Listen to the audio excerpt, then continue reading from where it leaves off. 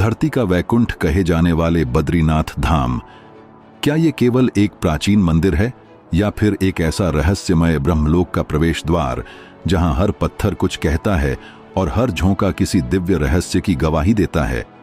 क्या आपने कभी यह सवाल खुद से पूछा है कि आखिर क्यों नर और नारायण जैसे दिव्य अवतारों ने इस बर्फीले, दुर्गम और वीरान स्थान को अपनी अनंतकालीन तपस्या के लिए चुना था?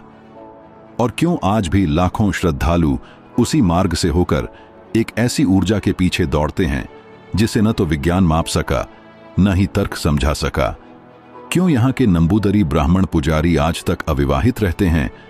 क्या कोई पुराणिक श्राप उन्हें बांधता है या फिर कोई दिव्य नियम जो शरीर की नहीं, आत्मा की शुद्धता मांगता है? क्या भगवान बद्रीनाथ की मूर्ति एक सामान्य मूर्ति नहीं बल्कि एक स्वयंभू शालिग्राम शिला है? और फिर वो सबसे अजीब बात, जब पूरे भारतवर्ष में मंदिर साल भर खुले रहते हैं तो बद्रीनाथ मंदिर के द्वार साल में केवल 6 महीने ही क्यों खुलते हैं? क्या वाकई शीतकाल में भगवान वहां नहीं रहते? अगर नहीं तो कहां चले जाते हैं? और क्या वाकई उस दौरान पूजा एक गुप्त स्थान पर होती है जहां केवल कुछ ही ज्ञानी लोग पहुंच सकते हैं? मंदिर बंद रहने पर जो अखंड ज्योति जलती रहती है वो कौन जलाता है? और क्यों यह अग्नि कभी बुझती नहीं जबकि मंदिर में कोई नहीं होता? क्या यह वही शक्ति है जो हर युग में स्वयं को जीवित रखती है? और सबसे अजीब बात, बद्रीनाथ में माता लक्ष्मी की पूजा स्त्री वेश पहनकर ही क्यों की जाती है? और क्या लक्ष्मी जी ने स्वयं वृक्ष बनकर भगवान की तपस्या की रक्षा की थी? और क्या यही कारण है कि इस स्थान को बद्रीनाथ कहा जाने लगा? ब्रह्म कपाल पर पिंडदान करने से आत्मा को सीधा मोक्ष मिल जाता है, पर क्यों? क्या सच में वहां ब्रह्मा जी का सिर गिरा था? और क्या वह अब भी अदृश्य रूप में वहां विद्यमान है? वसुधारा झरना, जहां गिरता हुआ जल केवल उन्हीं को छूता है जिनका मन और कर्म शुद्ध हो। क्या यह संभव है या यह दिव्यता की वो कड़ी है जो केवल सत्य हृदय को स्वीकार करती है? और फिर आता है भीम पुल। क्या यह वही शिला है जो महाबली भीम ने गदा से सरस्वती नदी पर रखी थी ताकि द्रौपदी पार जा सके? और अगर हां, तो यह आज तक हिली क्यों नहीं? क्या यह केवल चट्टान है या कोई दिव्य ताला जिसे खोला नहीं जा सकता? और आखिर बद्रीनाथ का प्रसाद इतना शक्तिशाली और सबसे अलग क्यों है कि उसे खाने के बाद कुछ लोग आत्मिक जागृति का अनुभव करते हैं? वहीं तप्त कुंड, जिसका तापमान हमेशा 54 डिग्री रहता है जबकि उसके आसपास सब कुछ जमा देने वाली ठंड है। आखिर यह गर्मी कहां से आती है? कोई भूगर्भीय रहस्य है या फिर किसी दिव्य ज्वालामुखी का संकेत? और क्यों यहां मौन को तपस्या से भी बड़ा माना गया है? क्या यहां चुप रहने से साधक सीधे उस ऊर्जा शक्ति से जुड़ता है जो शब्दों से परे है? क्या नर और नारायण पर्वत वास्तव में धीरे धीरे एक दूसरे की ओर खिसक रहे हैं? और क्या वह दिन दूर नहीं जब दोनों पर्वत मिलकर बद्रीनाथ का मार्ग सदा के लिए बंद कर देंगे? और क्या आपने कभी सोचा है कि बद्रीनाथ धाम में कुत्ते कभी क्यों नहीं भौंकते? और आखिर ऐसा कौन सा रहस्य है कि बद्रीनाथ में बादल तो बरसते हैं पर कभी गरजते नहीं? क्यों बिजली चमकती है मगर कभी कड़कती नहीं? क्या यह सब महज संयोग है या कोई दिव्य संकेत? क्यों बद्रीनाथ मंदिर में शंख नहीं बजाया जाता जबकि पूरे भारत में इसे पवित्र माना जाता है? क्या वाकई जोशीमठ में भगवान नरसिंह की मूर्ति का हाथ धीरे धीरे गायब हो रहा है? और अगर हां, तो उस दिन क्या होगा जब वो हाथ सुई जितना पतला होकर अलग हो जाएगा? आखिर बद्रीनाथ और कलयुग के अंत का क्या कनेक्शन है? इन सभी रहस्यों और चौंका देने वाले तथ्यों को जानने के लिए इस वीडियो को अंत तक जरूर देखें, क्योंकि आज हम आपको बद्रीनाथ धाम के उन रहस्यों से परिचित कराने जा रहे हैं जिन्हें जानकर आपकी सोच पूरी तरह बदल जाएगी। तो नमस्कार दोस्तों, मैं रवि आपका मेरे चैनल रवि वर्ल्ड ट्यूब में स्वागत करता हूं। बद्रीनाथ धाम के सभी रहस्यों को जानने से पहले हमें बद्रीनाथ धाम की उत्पत्ति को समझना होगा। बद्रीनाथ धाम केवल एक मंदिर नहीं बल्कि सनातन धर्म की एक जीवंत धरोहर है, जिसकी स्थापना से लेकर इसके गूढ़ रहस्यों तक हर पहलू में एक दिव्य शक्ति समाहित है। पौराणिक मान्यताओं के अनुसार इस स्थान का निर्माण स्वयं भगवान विष्णु ने किया था, लेकिन यह तथ्य बहुत कम लोग जानते हैं कि यह स्थान पहले भगवान शिव का निवास था। यह कथा एक अनोखी लीला से जुड़ी हुई है, जिसमें भगवान विष्णु ने स्वयं बालक का रूप धारण कर एक अद्भुत योजना बनाई, जिससे वे इस पवित्र भूमि पर वास कर सके। कहा जाता है कि हजारों वर्ष पूर्व जब धरती पर देवताओं और अर्षियों का वास था, तब हिमालय की गोद में बसे इस दिव्य स्थान पर भगवान शिव और माता पार्वती अपने परिवार सहित निवास करते थे। उनकी उपस्थिति से यह भूमि और भी पवित्र हो गई थी। चारों ओर दिव्यता की छटा बिखरी हुई थी और यहाँ का वातावरण तपस्वियों के लिए एक अनुकूल स्थान था। परंतु भगवान विष्णु को इस स्थान की शुद्धता और आध्यात्मिक ऊर्जा इतनी प्रिय लगी कि उन्होंने इसे अपना ध्यान केंद्रित करने का स्थान बनाने का संकल्प लिया। भगवान विष्णु जानते थे कि यह स्थान सीधे मांगना उचित नहीं होगा, इसलिए उन्होंने एक लीला रची। उन्होंने एक छोटे बालक का रूप धारण किया और जोर जोर से रोने लगे। माता पार्वती जब बाहर आईं तो उन्होंने देखा कि हिमालय की ठंडी हवाओं के बीच यह बालक रो रहा है। उसकी आंखों से आंसू बह रहे हैं और वह असहाय प्रतीत हो रहा है। माता का हृदय दया से भर गया और उन्होंने बालक को अपनी गोद में उठा लिया। लेकिन अचरज की बात यह थी कि बालक शांत होने का नाम ही नहीं ले रहा था। भगवान शिव ने माता पार्वती से कहा, यह बालक कोई साधारण नहीं है, इसे छोड़ दो, यह स्वयं शांत हो जाएगा। परंतु माता की ममता ने उन्हें ऐसा करने नहीं दिया। उन्होंने बालक को अपने कक्ष में ले जाकर उसे सुलाने का प्रयास किया। तभी भगवान विष्णु ने अपनी लीला को और आगे बढ़ाया और जैसे ही माता पार्वती ने बालक को भीतर लिया, उन्होंने अपने दिव्य योग बल से मंदिर के द्वार भीतर से बंद कर लिए। जब भगवान शिव अपने निवास में प्रवेश करना चाहते थे तो उन्होंने देखा कि द्वार बंद हो चुके हैं। भगवान शिव ने कई प्रयास किए, परंतु द्वार नहीं खुले। तभी भीतर से भगवान विष्णु ने अपने वास्तविक स्वरूप में प्रकट होकर कहा, प्रभु, यह स्थान मुझे बहुत प्रिय लगने लगा है। मैं यहां रहकर तपस्या करना चाहता हूं और अपने भक्तों को दर्शन देना चाहता हूं। आप मेरी इस विनती को स्वीकार करें और कृपया केदारनाथ में वास करें। भगवान शिव, जो सदा ही अपने भक्तों और अन्य देवों की इच्छाओं का मान रखते हैं, उन्होंने मुस्कुराकर इस निवेदन को स्वीकार कर लिया। वे इस स्थान को छोड़कर केदारनाथ चले गए और भगवान विष्णु ने यहां अपना निवास बना लिया।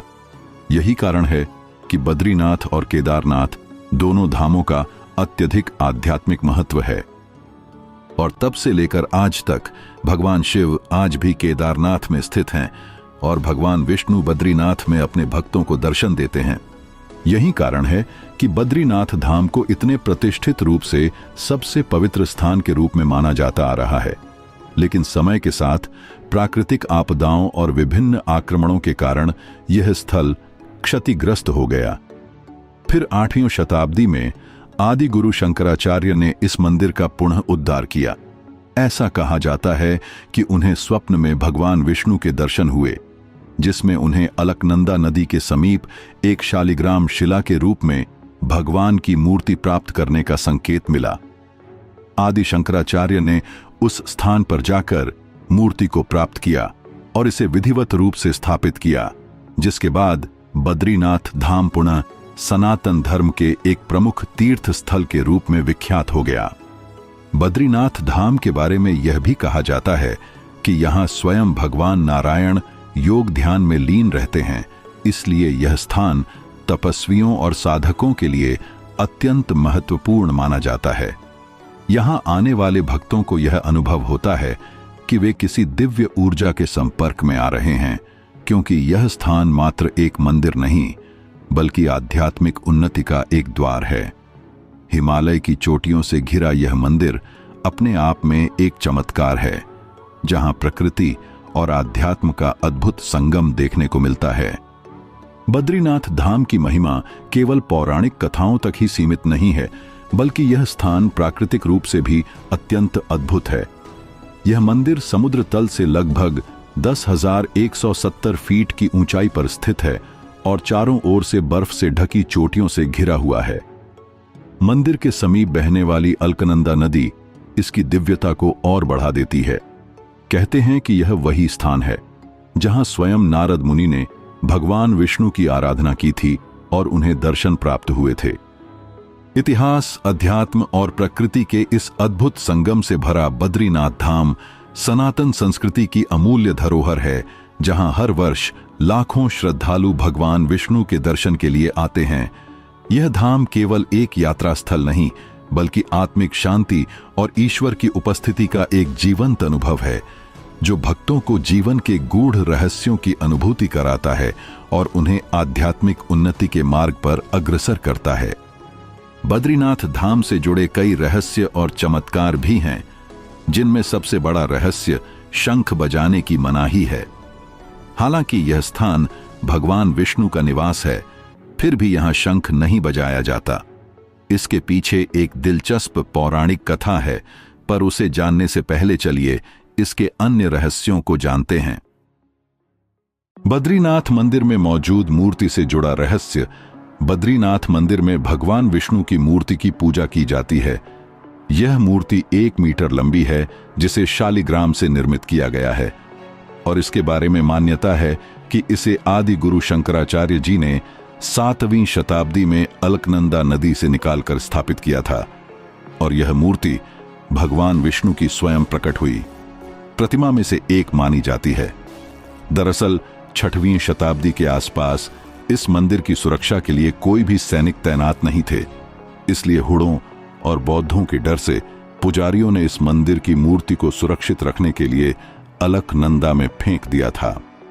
सैकड़ों वर्षों के बाद जब शंकराचार्य बद्रीनाथ पहुंचे, तब उन्होंने पुजारियों से मूर्ति के बारे में पूछा, तो उन्होंने बताया कि मूर्ति को सैकड़ों वर्ष पहले हमारे पूर्वजों ने उपद्रवियों के डर से अलकनंदा में फेंक दिया था और हमें यह ज्ञात नहीं है कि उन्होंने कौन सी दिशा में मूर्ति को अलकनंदा में डाला था। इतना सुनते ही शंकराचार्य ने ध्यान लगाया और अलकनंदा की ओर चल पड़े और अचानक से नारद कुंड में कूद गए। यह देखकर पुजारियों में हाहाकार मच गया, क्योंकि नारद कुंड का काफी विशाल भव था, जिसमें किसी का जिंदा बचना मुश्किल लगता था। लेकिन शंकराचार्य देव पुरुष थे। जब वह बाहर आए तो उनके हाथ में बद्री विशाल की मूर्ति थी और तब से लेकर आज तक उसी दिव्य मूर्ति की पूजा की जाती रही है, जिसे देखने का सौभाग्य हमारी पीढ़ी को आदि गुरु शंकराचार्य जी की कृपा से मिल पाया। यह मूर्ति केवल एक पत्थर की आकृति नहीं, बल्कि स्वयं भगवान विष्णु का साक्षात विग्रह है, जिसे आदि शंकराचार्य ने नारद कुंड से पुनः स्थापित कर सनातन धर्म की इस अनमोल धरोहर को जीवंत रखा। यह स्थान न केवल आध्यात्मिक ऊर्जा से भरपूर है, बल्कि इसकी ऐतिहासिकता, दिव्यता और चमत्कारी घटनाओं के कारण भी इसे पूरे विश्व में अनोखी मान्यता प्राप्त है। जब भी कोई भक्त बद्रीनाथ धाम के दर्शन के लिए आता है, तो उसे इस मूर्ति को देखकर भगवान विष्णु की दिव्य उपस्थिति का अनुभव होता है और एक आध्यात्मिक शांति प्राप्त होती है। इसलिए आप में से जो भी कभी बद्रीनाथ आए, वे इस पवित्र धाम में भगवान बद्री विशाल के चरणों में शीश नवाकर एक बार आदि गुरु शंकराचार्य जी को नमन अवश्य करें, क्योंकि उन्हीं के प्रयासों से यह दिव्य मूर्ति आज भी भक्तों को दर्शन दे रही है और हमें ईश्वर की अनंत कृपा का अनुभव कराती है। शास्त्रों के अनुसार बद्रीनाथ धाम एकमात्र ऐसा स्थान है जहां हर वर्ष 6 महीने तक मानव और 6 महीने तक देवता स्वयं भगवान नारायण की पूजा करते हैं। केदारनाथ धाम की तरह ही बद्रीनाथ मंदिर के कपाट भी हर साल विशेष विधि विधान के साथ 6 महीने के लिए बंद कर दिए जाते हैं। भाई दूज के दिन मंदिर के द्वार बंद होते हैं और अक्षय तृतीया के दिन पुनः भक्तों के लिए खोल दिए जाते हैं। इस प्रक्रिया की तिथियों की घोषणा भी निश्चित होती है। विजयदशमी के दिन कपाट बंद होने की तिथि घोषित की जाती है, जबकि महाशिवरात्रि के दिन कपाट खुलने की तिथि का निर्धारण होता है। अब यह प्रश्न स्वाभाविक रूप से उठता है कि बद्रीनाथ धाम के कपाट 6 महीने के लिए क्यों बंद कर दिए जाते हैं। इसका प्रमुख कारण इस क्षेत्र का भौगोलिक और मौसम से जुड़ा स्वभाव है। उत्तराखंड के चमोली जिले में स्थित बद्रीनाथ धाम अत्यधिक ऊंचाई पर स्थित है, जहां अक्टूबर नवंबर से लेकर अप्रैल मई तक भारी बर्फबारी होती है। इस दौरान पूरा क्षेत्र बर्फ की मोटी चादर से ढक जाता है, जिससे यहाँ आवागमन असंभव हो जाता है। भीषण ठंड और प्रतिकूल परिस्थितियों को देखते हुए मंदिर प्रशासन और शास्त्रों के निर्देशानुसार हर वर्ष इस अवधि में कपाट बंद कर दिए जाते हैं, ताकि मंदिर की पवित्रता और धार्मिक गतिविधियां बिना किसी विघ्न के सुचारू रूप से संचालित हो सकें। बद्रीनाथ मंदिर के कपाट बंद होने के बाद भी भगवान बद्री विशाल की पूजा निरंतर जारी रहती है। इस दौरान उनकी पूजा और अनुष्ठान जोशीमठ स्थित भगवान नरसिंह मंदिर में स्थापित बद्री विशाल की उत्सव मूर्ति के रूप में संपन्न किए जाते हैं। यह प्रक्रिया हजारों वर्षों से चली आ रही है और इसका धार्मिक एवं आध्यात्मिक महत्व अत्यंत गहरा है। जब मंदिर के कपाट फिर से खुलते हैं तो पहले वहां दीप जलता हुआ पाया जाता है, जिसे माना जाता है कि देवताओं ने स्वयं वहां स्थापित किया था और 6 महीने तक पूजा का कार्य स्वर्गलोक में संपन्न हुआ। यह रहस्य और परंपरा ही बद्रीनाथ धाम को न केवल सनातन संस्कृति में विशेष स्थान प्रदान करती है, बल्कि इसे एक अद्वितीय आध्यात्मिक केंद्र भी बनाती है, जहां मानव और दिव्य लोक का सीधा संबंध महसूस किया जा सकता है।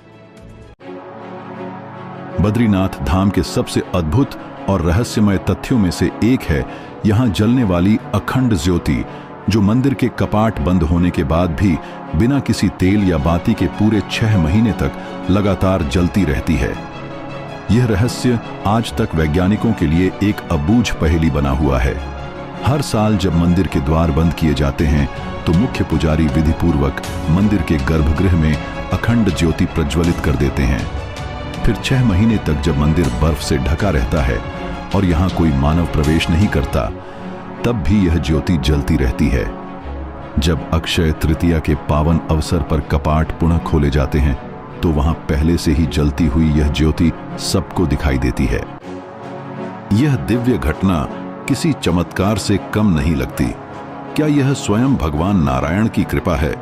क्या कोई दैवीय शक्ति इसे जलाए रखती है, या फिर यह किसी विशेष यौगिक शक्ति, ऊर्जा सिद्धांत या अद्भुत प्राकृतिक प्रक्रिया का परिणाम है? इन सवालों का कोई ठोस वैज्ञानिक उत्तर आज तक नहीं मिल पाया है, जिससे यह रहस्य और भी गहरा जाता है। सनातन परंपरा में इसे भगवान बद्री विशाल की दैवीय उपस्थिति और शक्ति का प्रमाण माना जाता है। यह विश्वास किया जाता है कि जब बद्रीनाथ धाम के द्वार बंद हो जाते हैं तो वहां देवताओं द्वारा पूजा की जाती है और उसी दौरान यह ज्योति भी उनके दिव्य तेज से प्रज्वलित रहती है। इसी कारण जब कपाट दोबारा खुलते हैं तो यह अखंड ज्योति बिना किसी बाहरी स्रोत के जलती हुई मिलती है। जो भी श्रद्धालु इस अद्भुत दृश्य का साक्षी बनता है, वह इसे जीवन भर नहीं भूल पाता। यह ज्योति केवल एक दीपक नहीं, बल्कि आस्था, शक्ति और दिव्यता का प्रतीक है, जो बद्रीनाथ धाम को एक अलौकिक और चमत्कारी स्थान के रूप में स्थापित करता है।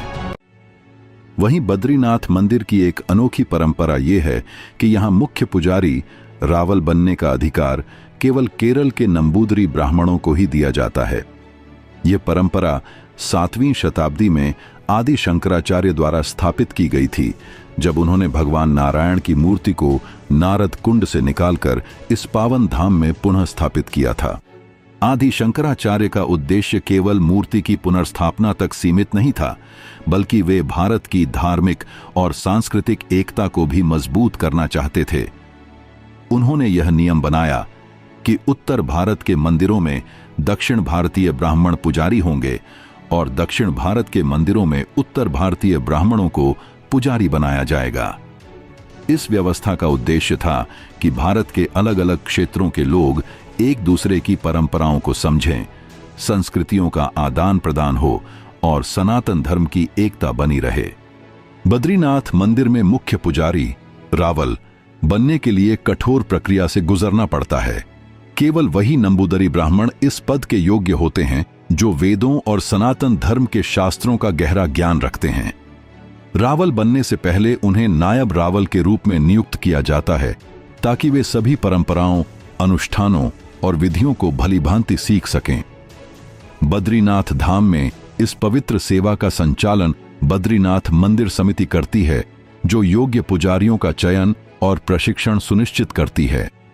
यह परंपरा पिछले हजारों वर्षों से बिना किसी परिवर्तन के चली आ रही है, जो बद्रीनाथ धाम की धार्मिक और सांस्कृतिक विशिष्टता को दर्शाती है। यह केवल पूजा पद्धति ही नहीं, बल्कि एक आध्यात्मिक संदेश भी है कि भारत की विविधता में भी एकता का भाव सदैव बना रहे। बद्रीनाथ धाम की परंपराएं और मान्यताएं इसे एक रहस्यमयी और अलौकिक स्थल बनाती हैं, जिसकी आध्यात्मिक ऊर्जा हर भक्त को मोहित कर लेती है। इस पवित्र धाम से जुड़े कुछ नियम और परंपराएं ऐसी हैं जो इसे अन्य मंदिरों से भिन्न और अद्वितीय बनाती हैं। सबसे रहस्यमयी और अनूठी परंपराओं में से एक यह है कि बद्रीनाथ मंदिर में विराजमान भगवान विष्णु की मूर्ति को कोई भी आम भक्त स्पर्श नहीं कर सकता। केवल मुख्य पुजारी रावल ही इस अधिकार के धारक होते हैं। यह नियम मंदिर की शुद्धता और पवित्रता बनाए रखने के लिए सदियों से कठोरता से पालन किया जाता है। किंतु इस मंदिर की सबसे रहस्यमयी और आश्चर्यचकित करने वाली परंपरा रावल से जुड़ी हुई है, जिन्हें वर्ष में 2 बार स्त्री वेश धारण करना पड़ता है। यह परंपरा अपने आप में गहरी आस्था और आध्यात्मिक रहस्यों को समेटे हुए है। बद्रीनाथ धाम में भगवान विष्णु अपने नर नारायण स्वरूप में विराजमान हैं और इस मंदिर में माता लक्ष्मी की पूजा अनिवार्य मानी जाती है। मंदिर की धार्मिक परंपराओं के अनुसार जब विजयादशमी के आसपास मंदिर के कपाट बंद किए जाते हैं, तब लक्ष्मी जी के विग्रह को मंदिर के गर्भगृह में प्रतिष्ठित किया जाता है। वसंत पंचमी के समय विशेष मुहूर्त देखकर कपाट खुलने की तिथि तय की जाती है और सामान्यतः यह अनुष्ठान अप्रैल में संपन्न होता है। इस दौरान एक अत्यंत रहस्यमयी अनुष्ठान किया जाता है, जिसमें रावल को लक्ष्मी जी की सखी पार्वती का रूप धारण करना पड़ता है। हिंदू परंपराओं के अनुसार पुरुषों को किसी परस्त्री को स्पर्श करने की अनुमति नहीं होती, इसलिए इस अनुष्ठान के समय रावल को पूर्ण रूप से स्त्री वेशभूषा में सुसज्जित होकर लक्ष्मी जी के विग्रह को मंदिर में लाने की परंपरा निभानी होती है। यह परंपरा मंदिर की आध्यात्मिक ऊर्जा को और भी रहस्यमयी बना देती है। बद्रीनाथ मंदिर की यह विशिष्ट परंपराएं इसे केवल एक तीर्थ स्थल तक सीमित नहीं रखती, बल्कि इसे रहस्य, चमत्कार और आस्था का एक ऐसा केंद्र बनाती है जहां हर भक्त को ईश्वर की दिव्य उपस्थिति का एहसास होता है। यह परंपराएं बद्रीनाथ धाम को केवल एक तीर्थ स्थल ही नहीं, बल्कि एक दिव्य और रहस्यमय स्थान के रूप में स्थापित करती हैं, जहां प्रत्येक रीति और नियम गहरी आध्यात्मिकता से जुड़ा हुआ है। भक्तों के लिए यह धाम न केवल श्रद्धा का केंद्र है, बल्कि एक अद्भुत आध्यात्मिक अनुभव भी प्रदान करता है, जहां ईश्वरीय उपस्थिति की अनुभूति होती है। इसके साथ ही बद्रीनाथ धाम का ब्रह्म कपाल क्षेत्र एक अत्यंत पवित्र और रहस्यमयी स्थान माना जाता है, जहां पिंडदान की परंपरा का विशेष महत्व है। ऐसा कहा जाता है कि पांडवों ने यहीं पर अपने पितरों का पिंड दान किया था, जिसके कारण यह स्थान पितरों की आत्मा की शांति के लिए अत्यंत शुभ माना जाता है। मान्यता है कि इस स्थान पर पिंड दान करने से पितरों को मोक्ष प्राप्त होता है और उनकी आत्मा नरक लोक से मुक्त हो जाती है। स्कंद पुराण में ब्रह्म कपाल को फलदायी पितृ तीर्थ बताया गया है। इस स्थान का एक अन्य रहस्य भगवान शिव से जुड़ा हुआ है। कथा के अनुसार ब्रह्मा जी जब अपनी ही सृष्टि शत्रुपा की सुंदरता पर मोहित हो गए थे, तब भगवान शिव ने अपने त्रिशूल से उनका 5वां सिर काट दिया था। इसके कारण शिव जी को ब्रह्म हत्या का दोष लगा, जिससे मुक्ति पाने के लिए उन्होंने इसी स्थान पर तपस्या की थी। मान्यता है कि बद्रीनाथ के ब्रह्म कपाल में ही भगवान शिव को इस पाप से मुक्ति प्राप्त हुई थी। इसी कारण ब्रह्म कपाल क्षेत्र को पितरों के मोक्ष और ब्रह्म हत्या से मुक्ति के लिए एक अत्यंत महत्वपूर्ण स्थान माना जाता है। दूर दूर से श्रद्धालु यहाँ अपने पूर्वजों के लिए पिंड दान करने आते हैं, ताकि उनकी आत्मा को शांति मिले और वे सद्गति को प्राप्त कर सकें। वहीं बद्रीनाथ धाम में स्थित वसुधारा झरना, जो लगभग 400 फीट की ऊंचाई से गिरता है, अपनी रहस्यमयी प्रकृति के कारण विशेष महत्व रखता है। बद्रीनाथ धाम से लगभग 4 किलोमीटर की दूरी पर स्थित यह झरना केवल प्राकृतिक सौंदर्य ही नहीं, बल्कि आध्यात्मिक रहस्यों का भी केंद्र है। मान्यता है कि महाभारत युद्ध के बाद पांडवों ने इसी मार्ग से स्वर्गारोहिणी यात्रा की थी और सहदेव ने इसी स्थान पर अपने प्राण त्यागे थे। इस झरने का सबसे अनोखा रहस्य यह है कि इसका जल हर किसी पर नहीं गिरता। ऐसा कहा जाता है कि जिनके मन में पाप होते हैं उनके शरीर को यह जल छूता तक नहीं, जबकि सच्चे मन और सात्विक भावनाओं से भरे पुण्य आत्माओं पर इसकी बूंदें स्वतः गिरती हैं। यह मान्यता इसे केवल एक जल प्रपात नहीं बल्कि मोक्ष प्राप्ति का प्रतीक बनाती है। ऊंचाई से गिरते इस झरने का दृश्य अत्यंत मनोहारी होता है और इसकी बारीक बूंदें सूर्य की किरणों से मिलकर एक दिव्य आभा उत्पन्न करती हैं, जिससे यहां आने वाला प्रत्येक व्यक्ति आध्यात्मिक ऊर्जा का अनुभव करता है। बद्रीनाथ धाम की दिव्य धरती से कुछ ही दूरी पर स्थित है भीम पुल, एक ऐसा रहस्यमय और चमत्कारी स्थल जो न सिर्फ अपनी बनावट से बल्कि उससे जुड़ी पौराणिक कथा से भी लोगों को मंत्रमुग्ध कर देता है। यह विशाल शिला से निर्मित एक ऐसा अद्वितीय पत्थर का पुल है जिसे देखकर हर श्रद्धालु और पर्यटक चकित रह जाता है। प्राकृतिक रूप से असंभव प्रतीत होने वाला यह पुल मानो धरती पर देव शक्ति की उपस्थिति का प्रमाण हो। मान्यता के अनुसार यह वह स्थल है जहां महाबली भीम अपने चारों भाइयों और द्रौपदी के साथ स्वर्गारोहिणी यात्रा पर अग्रसर थे। यात्रा के दौरान उन्हें एक तेज और उग्र बहती सरस्वती नदी मिली जिसे पार करना असंभव लग रहा था। वहां की कठिन भौगोलिक परिस्थितियां और तीव्र प्रवाह को देखकर सभी असमंजस में पड़ गए, लेकिन तभी अपने पराक्रम और अपार बल के लिए प्रसिद्ध भीम ने एक विशाल शिला को उठाया और अद्भुत संतुलन से उसे नदी के दोनों किनारों पर ऐसे रखा कि एक संपूर्ण पुल बन गया। एक ऐसा पुल जो स्वर्ग की ओर बढ़ने की राह में सबसे पहली चुनौती को पार करने का माध्यम बना। इस भीम पुल पर आज भी वह अद्भुत निशानी मौजूद है जो इस कथा को और सजीव बना देती है। भीम के 5 अंगुलियों के चिन्ह जो स्पष्ट रूप से इस शिला पर उकेरे हुए हैं। इन चिन्हों को देखकर यह प्रतीत होता है कि यह शिला केवल पत्थर का टुकड़ा नहीं बल्कि इतिहास का जीवंत दस्तावेज है जिसे समय भी मिटा नहीं सका। सबसे अद्भुत बात यह है कि यह अत्यंत भारी और विशाल शिला बिना किसी आधार या सहारे के सदियों से अपने स्थान पर स्थिर है। विज्ञान भी आज तक इसकी इस स्थिति को पूरी तरह से समझ नहीं पाया है। हर दिन सैकड़ों श्रद्धालु और यात्री इस पुल से होकर गुजरते हैं, लेकिन यह पत्थर अपने स्थान से हिलता तक नहीं। यह दृश्य श्रद्धालुओं के लिए एक अद्वितीय आस्था का अनुभव बन जाता है, मानो कोई दिव्य शक्ति स्वयं उसकी रक्षा कर रही हो। भीम पुल केवल एक ऐतिहासिक स्थल नहीं है, यह महाभारत काल की उन गाथाओं का सजीव प्रतीक है जो आज भी हमारे संस्कारों और संस्कृति में जीवित हैं। यह पुल न केवल पांडवों की कथा को जीवंत करता है बल्कि यह भी दर्शाता है कि जब संकल्प और शक्ति एक साथ होते हैं तो असंभव भी संभव बन जाता है। इस पौराणिक विरासत को देखना न केवल एक भौतिक अनुभव है बल्कि आत्मा को स्पर्श करने वाली एक यात्रा है। भीम पुल आज भी नतमस्तक कर देता है, चाहे वह इतिहास प्रेमी हो, आध्यात्मिक जिज्ञासु हो या कोई साधारण यात्री। यह स्थल हमें बार बार यह याद दिलाता है कि हमारी भूमि केवल मिट्टी से नहीं बल्कि आस्था, पराक्रम और परंपरा से बनी है।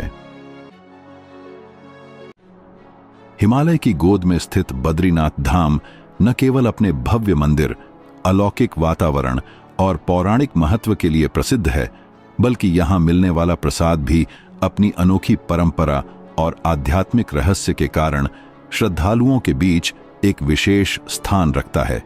यहां भक्तों को जो प्रसाद दिया जाता है वह किसी मिठाई या फल का नहीं बल्कि तुलसी का होता है। एक ऐसा प्रसाद जो अपने आप में गूढ़ आध्यात्मिक अर्थ और गहरी श्रद्धा समेटे हुए है। अन्य तीर्थ स्थलों की तरह यहां कोई भोग या परंपरागत मिठाई नहीं दी जाती बल्कि बद्रीनाथ धाम में विशेष रूप से तुलसी को ही प्रसाद स्वरूप अर्पित किया जाता है।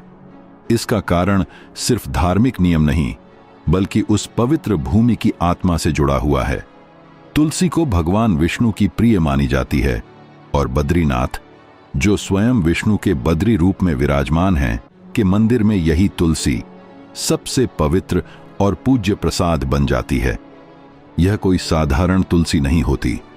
ऐसी मान्यता है कि बद्रीनाथ और उसके आसपास के क्षेत्रों में यह विशेष प्रकार की तुलसी स्वाभाविक रूप से उगती है।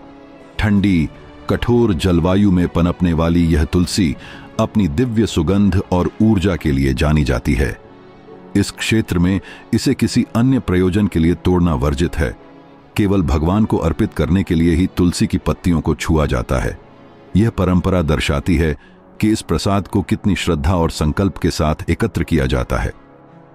जब कोई श्रद्धालु यह तुलसी प्रसाद ग्रहण करता है तो वह केवल एक पौधे की पत्ती नहीं, बल्कि उस दिव्य भूमि की ऊर्जा, आशीर्वाद और अनंत विश्वास को अपने साथ लेकर जाता है।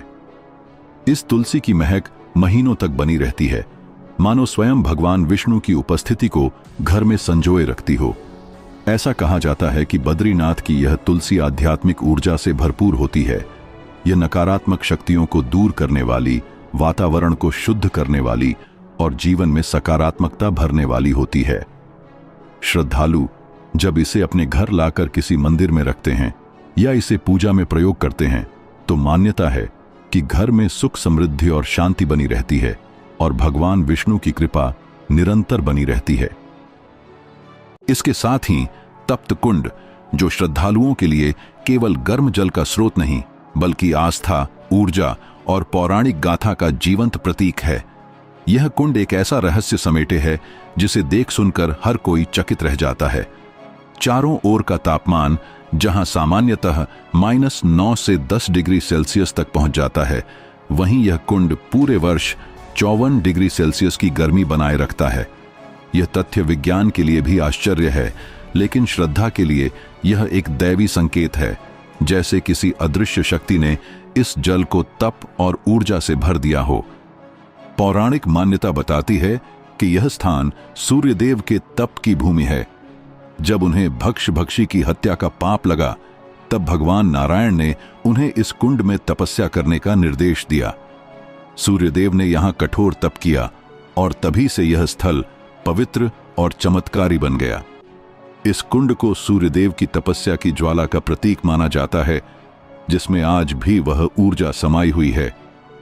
इस कुंड का सबसे अनोखा रहस्य यह है कि जब इसका जल बाहर से छूते हैं तो अत्यधिक गर्म लगता है, लेकिन जैसे ही कोई श्रद्धालु उसमें स्नान करता है, यह जल शरीर के अनुकूल तापमान में परिवर्तित हो जाता है। न अधिक गर्म, न अधिक ठंडा, एकदम संतुलित। ऐसा लगता है जैसे यह जल हर व्यक्ति की स्थिति और श्रद्धा के अनुसार स्वयं को ढाल लेता है।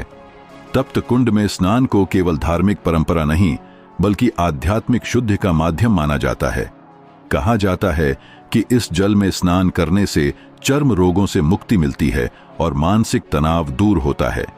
यह स्नान एक ऐसी प्रक्रिया है जो तन और मन दोनों को पवित्र कर देती है, जैसे आत्मा की गहराइयों तक पहुंच जाती हो।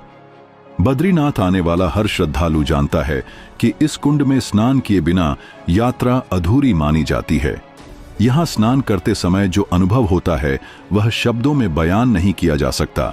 एक आंतरिक ऊर्जा का संचार, ईश्वर से प्रत्यक्ष जुड़ाव और अनदेखी शक्ति की अनुभूति, यही तप्त कुंड की दिव्यता है, जहां आस्था, ताप और आत्मिक शांति एक साथ मिलती है। यह कुंड अपने भीतर केवल गर्म जल नहीं, बल्कि युगों पुरानी साधना और पवित्रता की अग्नि को समेटे हुए है। बद्रीनाथ धाम केवल एक मंदिर नहीं, बल्कि एक जीवित तपोभूमि है, जहां स्वयं भगवान श्री हरि नारायण तपस्यारत माने जाते हैं। लेकिन इस स्थान का एक अनोखा और रहस्यमयी पहलू है, जो वर्षों से लोगों को हैरान करता आ रहा है। यहाँ कभी कुत्ते भौंकते नहीं, न बिजली कड़कती है और न ही बादल गरजते हैं। यह कोई संयोग नहीं, बल्कि स्वयं प्रकृति का मौन प्रणाम है उस दिव्य साधना के प्रति जो भगवान विष्णु इस धाम में कर रहे हैं। ऐसा माना जाता है कि बद्रीनाथ में भगवान श्रीमन नारायण ध्यान मुद्रा में विराजमान हैं और उनकी इस गहन तपस्या को कोई विघ्न न पहुंचे। इसलिए संपूर्ण प्रकृति भी एक मौन साधक बनकर उनके ध्यान की रक्षा करती है। सामान्यतः हर स्थान पर कुत्ते रात्रि में भौंकते हैं। बद्रीनाथ में उनकी उपस्थिति के बावजूद कभी कोई भौंकता हुआ कुत्ता नहीं देखा गया। यह न कोई वैज्ञानिक घटना है, न कोई छिपी शक्ति। यह भगवान के ध्यान की इतनी पवित्रता है कि जानवरों तक की चेतना इसमें समाहित हो जाती है। सिर्फ इतना ही नहीं, यहां बिजली चमकती तो है लेकिन वह कड़कती नहीं, बादल बरसते तो हैं लेकिन वह गरजते नहीं। ऐसा लगता है जैसे बादलों और बिजली तक को यह आभास हो चुका है कि यह कोई साधारण स्थान नहीं, यहां प्रभु तप में लीन है और उन्हें किसी भी प्रकार की ध्वनि से विचलित नहीं किया जा सकता। और यह मौन केवल पर्यावरण तक सीमित नहीं, यह भीतर तक उतरने वाला अनुभव है। जब कोई श्रद्धालु बद्रीनाथ धाम पहुंचता है तो उसके हृदय में भी एक अदृश्य शांति उतरने लगती है। यह शांति केवल मंदिर परिसर की नहीं, यह प्रभु के ध्यान से उत्पन्न तपस्वी ऊर्जा है जो हर जीव, हर प्राणी, हर तत्व को छू जाती है। बद्रीनाथ एक ऐसा स्थल है जहां प्रकृति भी भक्त बन जाती है और मौन ही उसकी वाणी बन जाता है। यह केवल एक तीर्थ स्थल नहीं, यह एक तप की गाथा है, एक प्रेम की पराकाष्ठा है और एक नाम की उत्पत्ति का अलौकिक प्रमाण है। बहुत समय पहले की बात है, जब भगवान विष्णु इस पावन स्थल पर गहन ध्यान योग में लीन थे। उनका ध्यान इतना गहरा और स्थिर था कि उन्हें अपने शरीर, प्रकृति या वातावरण का कोई भान नहीं रहा। दिन, रात, ऋतुएं और मौसम सब उनके ध्यान के आगे लुप्त हो गए। उसी दौरान वहां अत्यधिक हिमपात होने लगा। बर्फ की मोटी परतों ने न केवल इस पवित्र भूमि को ढक लिया, बल्कि स्वयं भगवान विष्णु और उनका तपस्थल भी हिम में दब गया। यह दृश्य देख माता लक्ष्मी अत्यंत व्याकुल हो उठी। उन्होंने देखा कि प्रेम, त्याग और कल्याण के प्रतीक विष्णु हिम के नीचे दबते जा रहे हैं, परंतु उनके ध्यान में कोई बाधा नहीं। तभी देवी लक्ष्मी ने स्वयं को त्यागते हुए अपने पति की रक्षा के लिए एक बदरी वृक्ष, एक जंगली बेर के वृक्ष का रूप धारण कर लिया। उन्होंने यह रूप इसलिए लिया ताकि हिम, वर्षा और धूप की मार भगवान विष्णु तक न पहुंच सके। अब वे उस वृक्ष के रूप में अडिग और स्थिर खड़ी रहीं, युगों तक, बिना हिले, बिना थके। वर्ष बीत गए। जब भगवान विष्णु का ध्यान पूर्ण हुआ, तब उन्होंने चारों ओर देखा और देखा कि उनकी रक्षा के लिए माता लक्ष्मी हिम से ढकी हुई है, उस बदरी वृक्ष के रूप में जिसने उन्हें वर्षों तक अपने छांव में सुरक्षित रखा। इस भावपूर्ण दृश्य को देख भगवान विष्णु का हृदय प्रेम और कृतज्ञता से भर गया। उन्होंने माता लक्ष्मी से कहा, हे देवी, तुमने भी मेरी ही तरह कठिन तप किया है। जिस प्रकार मैं तपस्वी बना, उसी तरह तुमने प्रेम के तप में मुझे ढक कर रखा। इसलिए आज से इस धाम में मेरी पूजा केवल मेरे रूप में नहीं, बल्कि हम दोनों के समर्पण के रूप में की जाएगी। और क्योंकि तुमने मेरी रक्षा बदरी वृक्ष के रूप में की, इसलिए इस स्थान को अब बद्रीनाथ कहा जाएगा, अर्थात बदरी का स्वामी। तभी से यह पावन स्थल बद्रीनाथ कहलाया, एक ऐसा स्थान जहां त्याग और तप एक साथ पूजे जाते हैं। यह नाम केवल एक भौगोलिक संकेत नहीं, बल्कि माता लक्ष्मी के समर्पण और भगवान विष्णु के ध्यान की एक जीवंत गाथा है। बद्रीनाथ धाम में आज भी लाखों श्रद्धालु आते हैं, परंतु बहुत कम को ज्ञात होता है कि इस पवित्र भूमि के नाम के पीछे एक प्रेमपूर्ण तपस्या की अद्भुत कथा है, जहां एक वृक्ष बनकर देवी लक्ष्मी ने वह किया जो केवल निस्वार्थ प्रेम ही कर सकता है। हिमालय की ऊंचाइयों में स्थित केदार घाटी न केवल प्राकृतिक सौंदर्य का प्रतीक है, बल्कि यह भारत की सनातन संस्कृति की गहराई और तप की अग्नि से भी प्रज्वलित है। यहां स्थित हैं दो पवित्र पर्वत, नर और नारायण, जो केवल भौगोलिक संरचनाएं नहीं, बल्कि विष्णु के दिव्य अवतारों की जीवंत गाथाएं हैं। भगवान विष्णु के 24 अवतारों में से नर और नारायण ऋषि ने इन्हीं पर्वतों की गोद में अपनी महान तपस्या की थी। यह ऋषियों की भूमि नहीं, ईश्वर की साधना की भूमि है। केदारनाथ, जो शिव के पवित्र ज्योतिर्लिंगों में से एक है, वहीं नारायण और नर की कठोर तपस्या से प्रसन्न होकर स्वयं भगवान शिव ने केदार रूप में प्रकट होकर उन्हें दर्शन दिए थे। यह स्थान केवल शिव भक्तों का तीर्थ नहीं है, यह शिव और विष्णु के परस्पर समर्पण और सह अस्तित्व का साक्षात केंद्र है। वहीं दूसरी ओर स्थित है बद्रीनाथ धाम, जहां भगवान विष्णु विश्राम मुद्रा में स्थित हैं। यह धाम न केवल विश्राम स्थल है, बल्कि एक उच्चतम स्तर की चेतना का प्रतीक है, जहां तप, त्याग, भक्ति और मोक्ष की धाराएं एक साथ बहती हैं। कहा जाता है कि सतयुग में स्वयं नारायण ने इस धाम की स्थापना की थी और तब से यह क्षेत्र सनातन धर्म के सबसे पवित्र स्थलों में से एक बन गया। शिव पुराण के कोटि रुद्र संहिता में भी इस तथ्य का वर्णन है। केदारेश्वर ज्योतिर्लिंग के दर्शन के बाद यदि कोई भक्त बद्री क्षेत्र में नर नारायण के दर्शन करता है तो वह समस्त पापों से मुक्त हो जाता है और उसे जीवन मुक्ति की प्राप्ति होती है। यह केवल एक तीर्थ यात्रा नहीं, यह एक शुद्धिकरण की यात्रा है। यहां शिव की जटाओं से बहती अलकनंदा और मंदाकिनी नारायण की तप की गाथा कहती हैं और नर नारायण के पर्वत साक्षी हैं उस महान संकल्प के जिसने देवताओं को भी अचंभित कर दिया। पुराणों की भविष्यवाणियां केवल लेख नहीं, चेतावनियां हैं, आने वाले युगों की सच्चाई जो अब धीरे धीरे हमारे वर्तमान में रूप ले रही हैं। सनातन धर्म के अनुसार जब धरती पर धर्म का पतन और अधर्म की वृद्धि होती है, तब प्रकृति भी अपने स्वरूप में परिवर्तन लाने लगती है। ऐसी ही एक महान भविष्यवाणी जुड़ी है बद्रीनाथ और केदारनाथ धाम से, उन तीर्थों से जो आज मोक्ष के मार्ग हैं, लेकिन कल केवल स्मृति बनकर रह जाएंगे। पुराणों के अनुसार जब धरती पर भूकंप, जल प्रलय और भीषण सूखा आएगा, जब गंगा भी अपना पवित्र प्रवाह छोड़ देगी, उसी काल में बद्रीनाथ और केदारनाथ धाम भी विलीन हो जाएंगे। यह केवल एक प्राकृतिक आपदा नहीं होगी, यह एक युग का अंत होगा। सबसे रहस्यमय भविष्यवाणी है, जिस दिन नर और नारायण पर्वत आपस में मिल जाएंगे, उसी दिन बद्रीनाथ धाम का मार्ग सदा के लिए बंद हो जाएगा। ये दोनों पर्वत जो नर नारायण की तपोभूमि रहे हैं, आज तक एक दूसरे से अलग खड़े हैं, परंतु जैसे जैसे समय बीत रहा है, ऐसा प्रतीत होता है मानो ये पर्वत एक दूसरे की ओर बढ़ रहे हैं। विलुप्त होते तीर्थ का संकेत और भी स्पष्ट होता है जोशी मठ में स्थित श्री नृसिंह भगवान की मूर्ति से, जिनका एक हाथ धीरे धीरे पतला होता जा रहा है। मान्यता है जिस दिन यह हाथ पूरी तरह लुप्त हो जाएगा, उसी दिन बद्री और केदारनाथ धाम भी धीरे धीरे अंतर्ध्यान होना प्रारंभ कर देंगे। यह संकेत केवल मूर्तियों में, चट्टानों में या नदी के प्रवाह में नहीं, यह संकेत समय में छिपा है।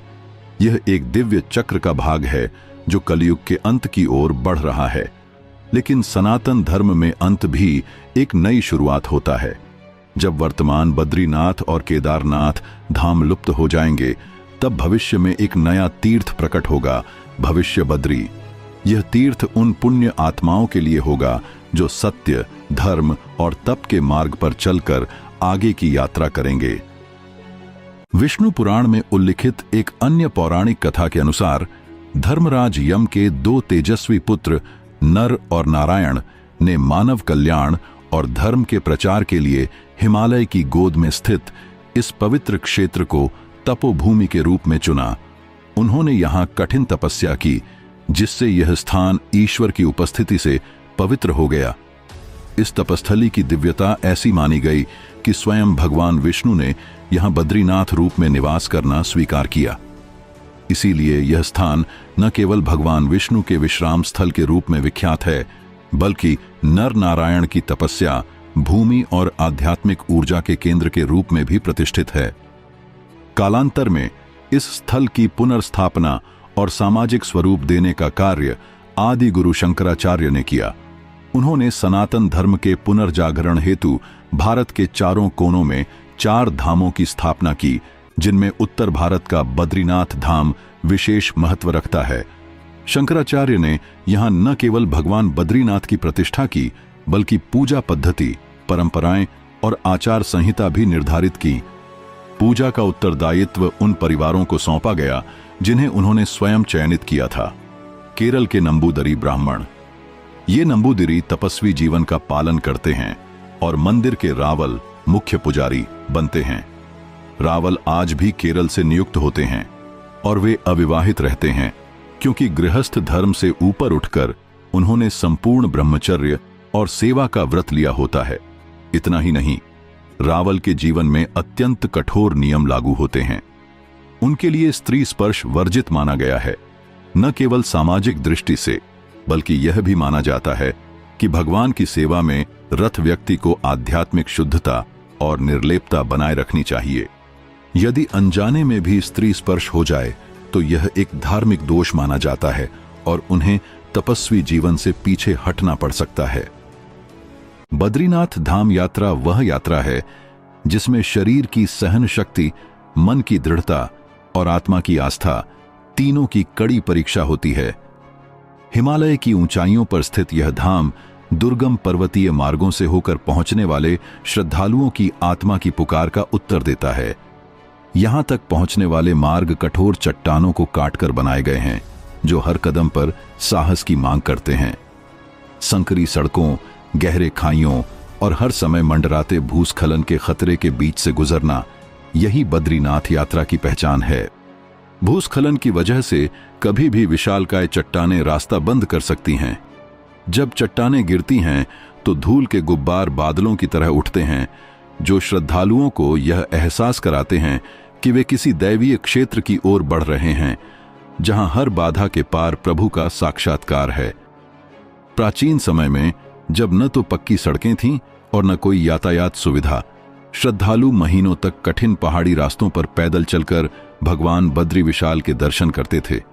उनके कंधों पर बंधी गठरी, हाथों में लकड़ी की छड़ी और दिल में बस एक ही संकल्प होता था, प्रभु के दर्शन। यह यात्रा केवल पैरों से नहीं, आस्था से पूरी होती थी।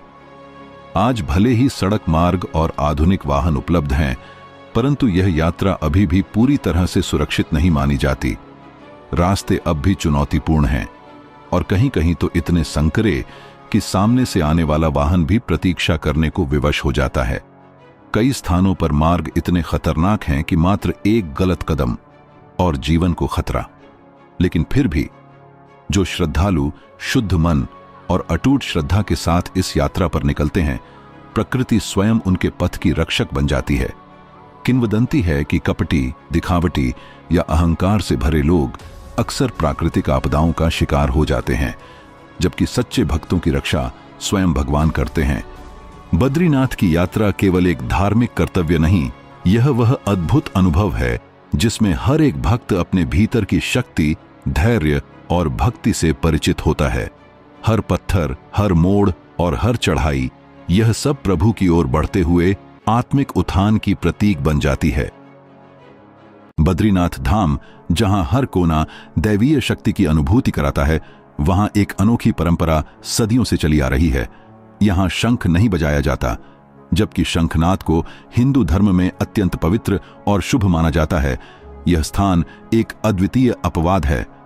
इस परंपरा के पीछे एक अत्यंत रहस्यमयी और आध्यात्मिक कथा छिपी है, जो हमें माता लक्ष्मी और भगवान विष्णु की गहन तपस्या और करुणा का स्मरण कराती है। कहा जाता है कि बद्रीनाथ मंदिर परिसर में स्थित तुलसी भवन में एक बार माता लक्ष्मी साधना में लीन थीं। वह तपस्या ऐसी थी कि हर ध्वनि, हर कंपन, हर व्यवधान उनकी साधना को भंग कर सकता था। ठीक उसी समय शंखचूर्ण नामक एक अत्याचारी दैत्य का अंत भगवान विष्णु ने किया। यह क्षण विजयी था, शक्तिशाली था और परंपरा के अनुसार इसमें शंखनाद अवश्य होता, परंतु भगवान विष्णु ने शंख नहीं बजाया। उन्होंने यह जानते हुए कि शंखनाद की ध्वनि माता लक्ष्मी के गहन ध्यान को बाधित कर सकती है, उसे स्थगित कर दिया। यह निर्णय केवल युद्ध के बाद का मौन नहीं था, यह एक प्रेम, एक समर्पण और एक साधना के सम्मान की अमर गाथा बन गया। और तभी से बद्रीनाथ धाम में शंख बजाना वर्जित हो गया। यह परंपरा आज तक अक्षुण्ण है। श्रद्धालु और पुजारी सभी भगवान विष्णु की इस विशेष इच्छा को सम्मान देते हैं और शंखनाद से परहेज करते हैं, चाहे वह कितना ही पुण्यकारी क्यों न माना जाता हो। हिंदू धर्म में शंखनाद को वातावरण की शुद्ध, नकारात्मक शक्तियों की विदाई और सकारात्मक ऊर्जा के संचार का प्रतीक माना जाता है। लेकिन बद्रीनाथ जैसे दिव्य स्थल पर सिर्फ एक कारण, माता लक्ष्मी की साधना की मर्यादा, इस नियम को सदा के लिए स्थापित कर गई। यह परंपरा न केवल बद्रीनाथ धाम को शेष तीर्थों से अलग बनाती है, बल्कि यह भी दर्शाती है कि जहां भक्ति है वहां अनुशासन और श्रद्धा का सर्वोच्च स्थान होता है। उम्मीद है आपको वीडियो के माध्यम से कई सवालों के जवाब मिल गए होंगे और बहुत कुछ नया जानने को मिला होगा। अगर आपको हमारी वीडियो अच्छी लगी हो तो वीडियो को लाइक कर और लोगों तक भी शेयर कर दे। वहीं अगर आपने अभी तक चैनल सब्सक्राइब नहीं किया है तो चैनल को सब्सक्राइब कर हमें सपोर्ट करें।